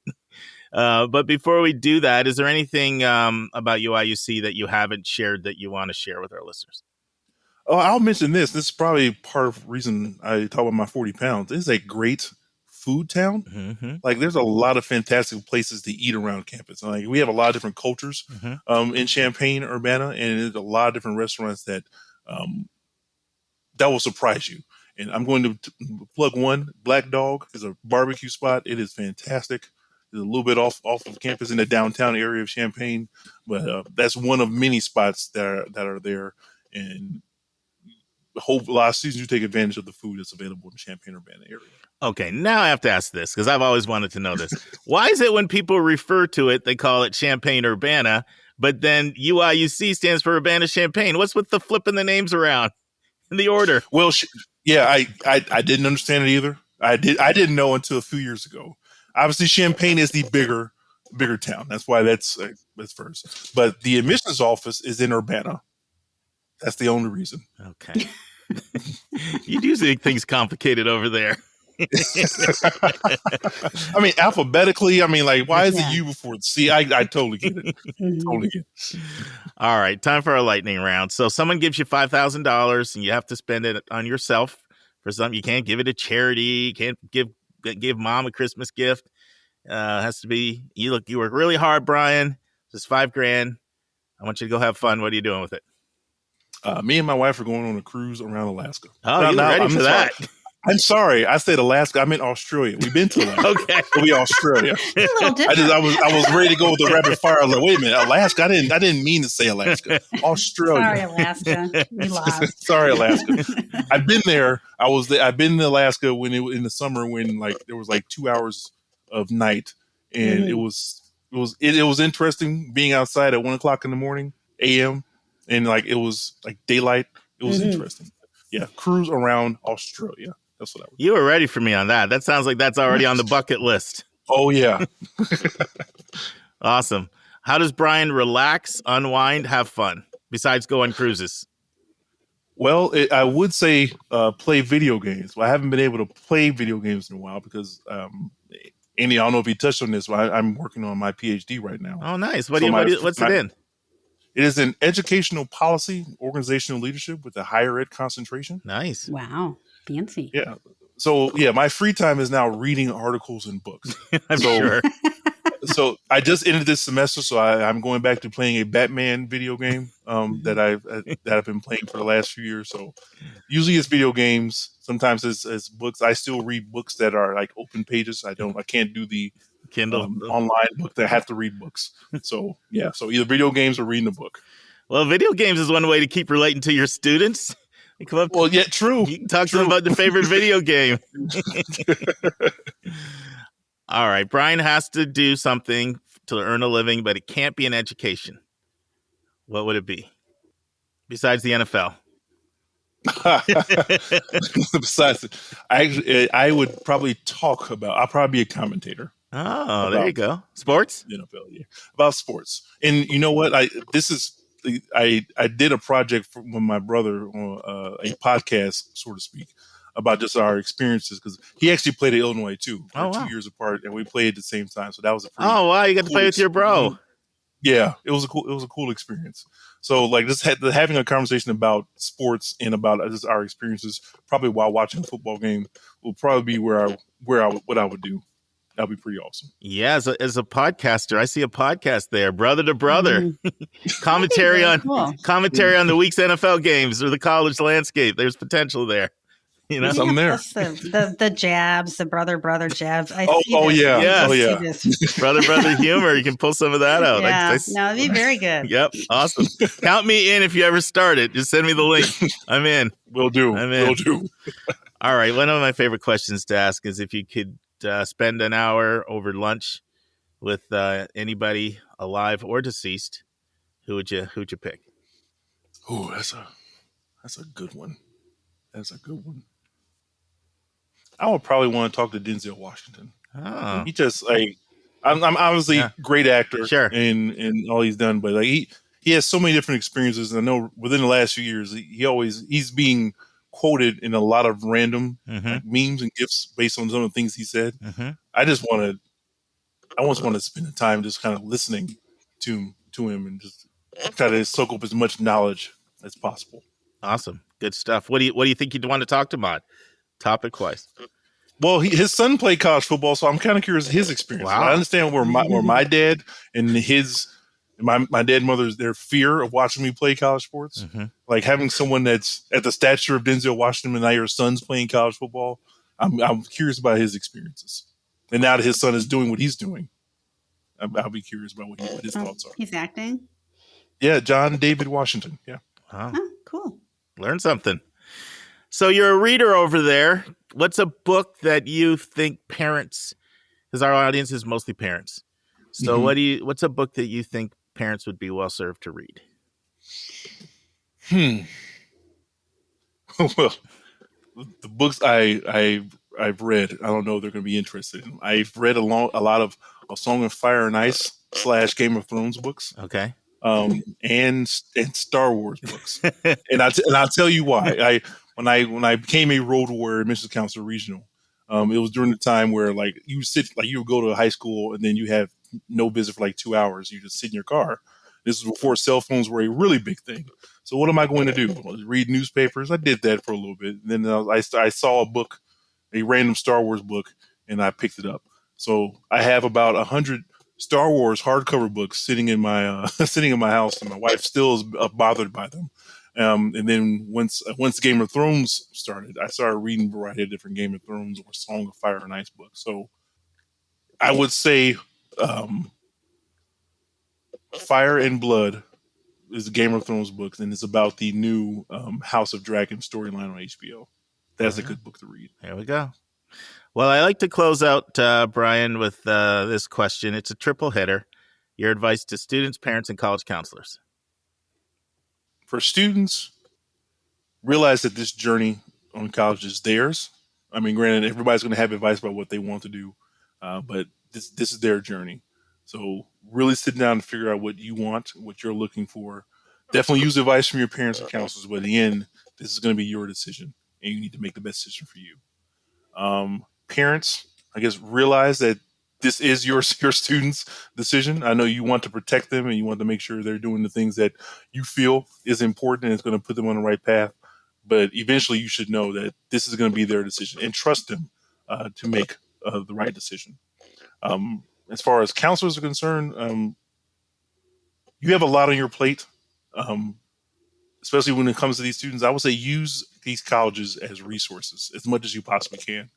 We are willing and able to have as many conversations as possible. This is our job, and we love having these conversations. So don't feel like you're alone. Please reach out to these colleges to ask for help because we're going to be there, and we want to make sure you're giving the best advice for your students. Brian, this has been awesome. I appreciate your generosity, spending an hour of your time with us. Tell our listeners what their next step should be if they really like what they heard and they're like, I want to look into this UIUC. What do you recommend they do next? Well, please go to our website. It's admissions.illinois, the state of Illinois, .edu. That will get you on the right path towards what's available at the university. You'll see information about how to visit us both in person and virtually, and it will guide you towards a lot of great information about the application process, about what's available at the University of Illinois, and what opportunities your student can take advantage of. And of your different social media sites, the YouTubes, the Instagrams, the TikToks, is there one that you think you'd encourage people to start with other than the website? I will say go to Instagram. I think it's the University of Illinois admissions Instagram page. It's a lot of great stories. We actually have a lot of our students, what we call iStars, our Illinois student admissions representatives. They usually have a Instagram takeover, and they kind of showcase what they're doing on campus when it comes to tours, when it comes to their courses, when it comes to their classes, and what they're doing as far as student organizations. Is a great way to see what a student life is like on campus. Awesome. And Lisa, I realized you've been on the podcast for a couple of years. It's our first time we've done an interview together. I know, it's fun. It was fun. I'm definitely inviting you to more. I can tell you that. Oh, thank God I passed the test. Yay. With flying colors, A++. And Brian, we haven't met yet, but I look forward to meeting you in our travels. And yes, definitely. Yeah, this has really been a pleasure. And once again, thank you and thank Andy for the recommendation. All right. Thank you for allowing me to be a part of this. It was enjoyable. Thank you. My pleasure. Take care. And now it's time for our College Spotlight of the Week.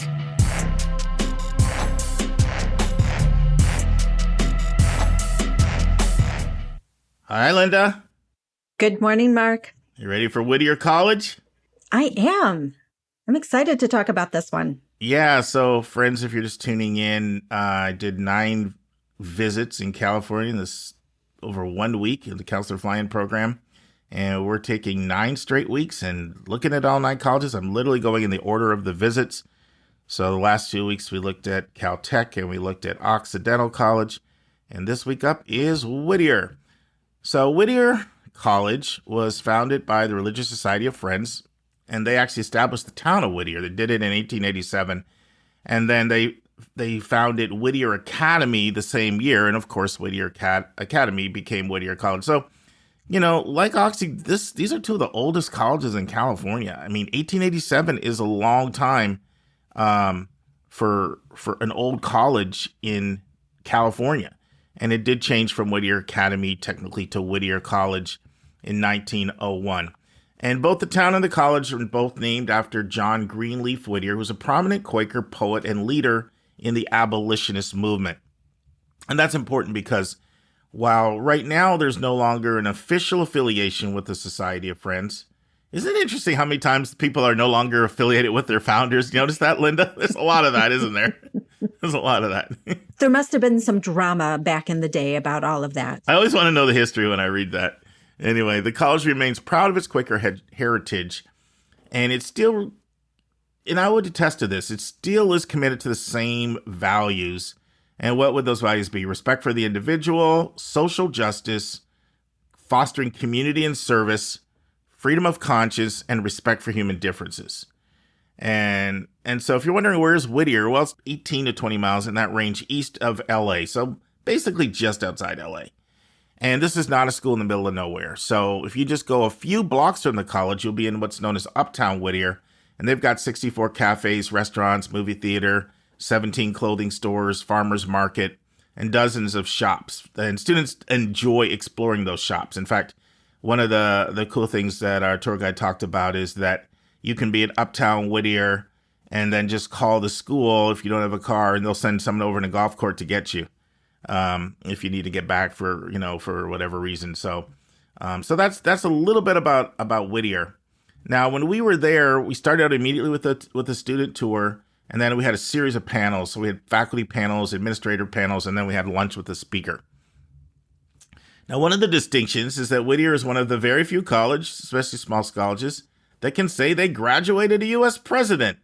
But the president they graduated is Richard Nixon, class of 34.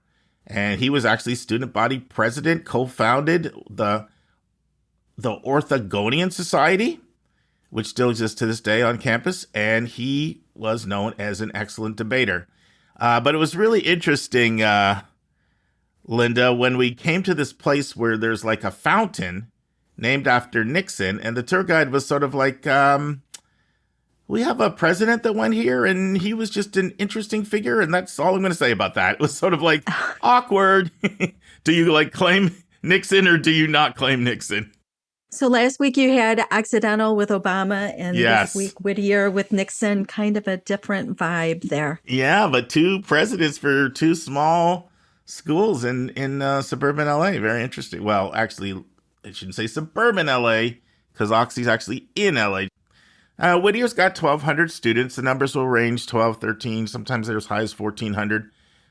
Small classes, 12-to-1 faculty ratio, with a tremendous emphasis on mentorship, 32 majors, variety of programs and minors. Incredibly diverse school, 69% students of color. And I've seen different numbers, anywhere from mid-40s to majority. The one of the administrators said it's now majority Latino or Latinx. So very, very strong concentration there, where you look at like Black 6%, Asian 4%, White Caucasian 20%. So it's what's known as an HSI, Hispanic Serving Institution. And one of the faculty members who's been there since the 90s just talked about the incredible growth of the Hispanic community, going from 20 to 25% when they were there to what she said is now the majority of the school. 30% of the students are athletes, and this is not going to be the most intimidating name for an athlete for your nickname, Linda. You want to do It's my favorite. It's one of my favorite names. Oh, you know it? I do. I did my research You here. did. The poet. I'm so impressed that you know that. But if you look at the image of the poet, that's the most intimidating looking poet I have ever seen. Okay, if a poet can be intimidating, I guess. We're going to kick your butt in the field because we're the poets. Somehow just... I love it. Okay. Very sharp pencils. Well, one of the unique things about this school is you can bring your dog to campus. So you see everybody walking around with their dogs, and you know, so it attracts dog lovers. Now, Linda and Lisa would be in trouble because they're cat people, and they do have a no cat policy. They say too many people have cat allergies. But it attracts dog lovers. In fact, 2 to 3 times a year, the wellness team puts on a whole pet therapy thing that they put on. So now I happened to catch the school at a time when morale was a little low. You may remember I mentioned this on a podcast. I said, I'm going to be at Whittier in 2 days, but they just dropped their football program. And boy, students were not having it. So there's interesting history there. The program is 115 years old, and it actually was a powerhouse for a while. Back in the 20s, Little Whittier would play USC and UCLA. And in the 50s, they had famous coaches like George Allen, who went on to NFL fame. And they had a series of 7 straight years where they won their championship. But, I always tell students, grab student newspapers. And when I grabbed the newspaper there, and this never happened to me in my life, Linda, ever. The newspaper was 7 pages, and every single article was on the football team being dropped. Every single one. And the students really felt blindsided because they found out by a coach announcing his resignation over Twitter. And everybody was like, why didn't you tell us about that? And even the tour guide said students were threatening to transfer. There's a lot of brouhaha. It's not only football, though. They're also dropping men's and women's lacrosse and golf. And some of it is, financial setback from the pandemic. But there's 2 sides to everything. And if you listen to, the argument for dropping it, one, they want to put a lot more money into their healthcare services, which I'll talk about in a second. But the other thing is they did talk about several other factors, and I thought they had some really good points. One is, in the entire state of California, there's only 6 Division III football programs now. Only 6. And there's only 3 in Southern California for the whole state. Very recently, Oxy dropped their football program in 2020. And so did Azusa. They dropped theirs. And when I say there's only 3, I'm counting the fact that, 2 of them are in the Claremont colleges, because Pitzer and Pomona have their own team, and then Mudd and Claremont are our own team. So you got 2 right there in the Claremont colleges, 1 other program. So the travel expenses were just really, really getting considerable. And then the other thing they talked about was, they're really putting this big emphasis on health there at Whittier. And they talked about the CTE, problems, what's going on in the brain right now with all of the injuries. And people are concerned with lawsuits and health setbacks. And so lacrosse, very, very physical sports, football, very physical. So you can see both sides. So anyway, that was a controversy on campus when I was there. Some of the other things that they're really known for that are a real standout at Whittier is how they let you sort of design your own class. They have a unique program where scholars can create their own class. It's something that they talking to students, they absolutely love this program. And there's a couple features to know about it. Technically, the program is called the Whittier Scholar Program that lets you design your own class. So what happens is students work really closely with the professor to plan your own classes. And the nice thing is that you also design these high-impact off-campus experiences. So internships are part of that. Research is part of that to match a student's individual ambitions. So students are guaranteed at least 1 off-campus experience, faculty mentorship, faculty research, and then there's, a number of other things. I won't get into all of the things that you have to do, but you do have to take a writing seminar. You do have to take a college math course. There's a bunch of things you have to do. It's not complete open curriculum, but it provides tremendous amount of flexibility. I always tell you, it's a very beautiful campus. I absolutely love their quad. You look over that quad, a beautiful view down. It's a hilly campus, but it's gorgeous. It's really pretty.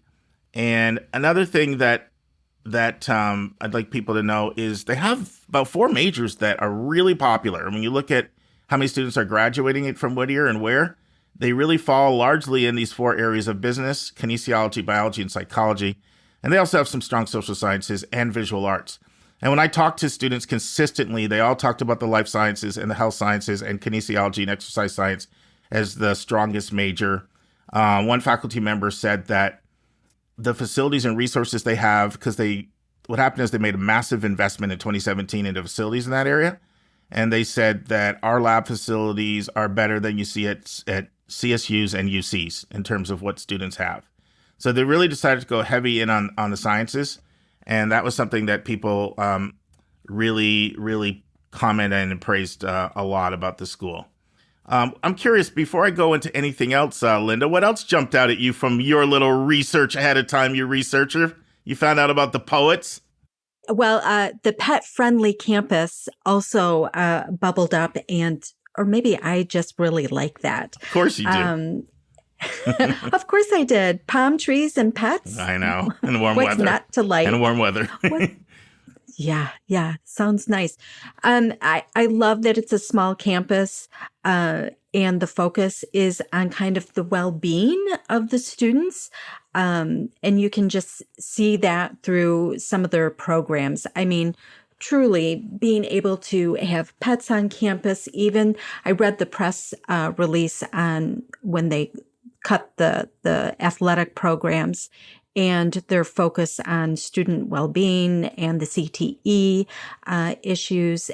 So I think they've got a really good student-centered focus, and you see that through a lot of their programs. Well, that's a really good segue because, I've kind of given you a lot of things overall, but the biggest thing that jumps out overall to me about Whittier is it's a really hard place to fall through the cracks. They have support every step of the way, whether it's programs like they have for their at-risk men of color come in early. 20 of them they brought in over the summer and go through all this orientation and protection and workshops and seminars and presentations and special programming. And they do that. They have affinity groups for other people as well. They've got a great first gen group that supports kids. And it really is a place where, it's not sort of like your rich kid private school, like high percentage of Pell Grant recipients pushing 40%, a lot of first gen students, a lot of immigrants, DACA, undocumented students. But the supports that they have there, like every single step of the way, if it's the writing center, it's robust.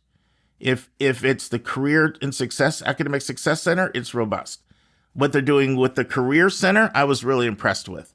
And they recently got a really large grant to invest in a healthcare lab. And they've got a cohort of 24 to 30 student peer health advisors. And they're training them to address student health and wellness issues in a peer-to-peer form. And everybody automatically gets like 6 to 8 sessions automatically for mental health built into their program without like paying anything at all. Very strong in study abroad. But all of the sort of resources that you look at that can make it hard to fall through the cracks, everywhere along the way, they'd plug those holes.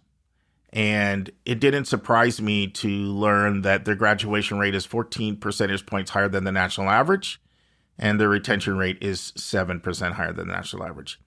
So that's just some key points. I'll talk in a second about who I recommend to Whittier. Anything else you want to comment on, Linda? I think those changes speak a lot to administration, that they're focusing on those. So kudos to the college's administration and faculty. Yeah, and let's just talk about who I'd recommend to Whittier. So, we need good schools out here for the 2.3 to 3.2 kid. It's not every school has to be for that high flyer. And Whittier is a place where you can send the C+, B-, solid B kid, and they'll be warmly received. They'll be loved. And in fact, a friend of mine said, I was talking with her, she recommended a student from a private school, good kid, good solid kid. He had a 2.4 GPA. Now they were full pay. It's a need-aware school. And they're happy to take your good solid, 2.5 kid who's a good kid who's full pay. A kid like that can do well here. And if you've got a kid who you're maybe wondering if they're ready to leave home or not, maybe you're not sure about it, you're scared they're going to fall through the cracks, this is a place that's tried to bulletproof that as much as possible every step along the way, where kids get off the path. They've got adult mentorship there to reach out to you. It's got to be a kid who wants a small school because it feels very small. It's got a very strong community feel. It's going to be a kid who wants justice, equity, diversity, inclusion, because you're going to hear that all the time. Those are core values, and they're really emphasized. It's got to be someone who, I would say, prestige is not like a high priority for them in their college search. I'd send that person. Some people, Linda knows, she sees our scales. People rank prestige 1, 2, or 3 out of 10. A place that wants a real commitment to mental health, a very strong career center that's always finding internships and doing a lot of really creative things. That would be somebody who's looking for study abroad, someone who's looking for a large Latinx community, someone who likes innovation, academic innovation. They've got a lot of academic innovation. They've got critical thinking built in, a big emphasis on writing, someone who wants to be close to the city but not in the city, someone who wants a self-contained left-leaning campus, someone who wants close relationships with adults, someone who values faculty mentorship, someone who doesn't mind if people get up in your business, because more than most schools that I go to, even small schools, they reach out to you proactively if they feel people are not involved and engaged, and maybe they're the train's getting off the tracks a little bit. That could be fantastic if you've got a parent, if you're not sure if their child is ready to handle college independence. Could also be very frustrating for somebody. I'll tell you this really quickly, Linda. Joy is that kind of person who, from the time she was in first grade, nobody ever had to tell her to study. Academics probably come a little easier to Karis, but Joy was just incredibly disciplined. And she used to get in arguments, with Anitra, my wife, because Anitra would be like, hey, get in there and study. I don't need you to tell me to study. And this is third grade. And so Whittier would probably drive someone like Joy crazy because they're going to get up in your business. Obviously a dog lover, somebody who doesn't want to separate from their dog, someone who wants a beautiful campus. And I would say definitely strengths in the life and health sciences, someone who is very interested in biology, kinesiology, exercise science, psychology, social sciences. I'm not saying that's all that they have, but those are clearly strengths. So that's Whittier in a nutshell. Sounds like a warm, welcoming place. It's definitely warm and welcoming. It's definitely friendly, and it's kind of old school. It's old school in a lot of ways. I find you don't find a lot of schools like that. So next up, Linda, Claremont McKenna. You ready for that next week? I am. I'll be there. See you next week. Friends, on Monday's episode, we'll talk about the latest updates in the world of higher ed. And then we'll have the final part of my interview with Hillary Dickman. And we'll be looking at FERPA. It's about a longer interview than normal. It's about 40 to 45 minutes. But we're doing a deep dive on FERPA. Hope you'll join us on Monday. And friends, remember, it's not where you go, but it's what you do when you get to that college or university and what you do when you get out of there. That's what will determine your career trajectory. See you on Monday, friends. And that's our show. A big thank you to you, our listeners, for tuning in this week. If you find this podcast helpful, please follow us and you'll get every single episode as soon as it is released. If you're interested, there are a few ways you can really support our podcast. You can click the share button and send it to your friends and acquaintances. You can help us pay our staff and our expenses by donating on our website. You can write a review for us on Apple or Spotify. I'm the producer of the podcast, but we have a fantastic team of 14. Shout out to our co-host, Dr. Lisa Ruff, Dr. David Williams, Susan Tree, Vince Garcia, and Julia Esquivel, and to our substitute co-host, Sylvia Borgo. Our sensational sound engineer is Nemanja Motvich. Our amazing music is from Victor Allen Weeks. Marketing designs are from Kimberly Blass. Lily Parikh manages our Instagram. Our image editor is Talha Khan. Joy Stucker does our website episode updates. And our webmaster is Stylianos Dimitriou. If you want to have a coaching session with Lisa or me, just text me at 404-664-4340. If you have a question you want us to answer, or if you have a recommended resource or article you think we should discuss, just send it to questions@yourcollegeboundkid.com. By the way, check out our website, where you'll find lots of content that is not on any podcast app. Our website is yourcollegeboundkid.com. If you want to learn about other hot admissions topics, follow us on Twitter at YCBK Podcasts. We think of you as our listening family, and we look forward to meeting again with you every single Thursday.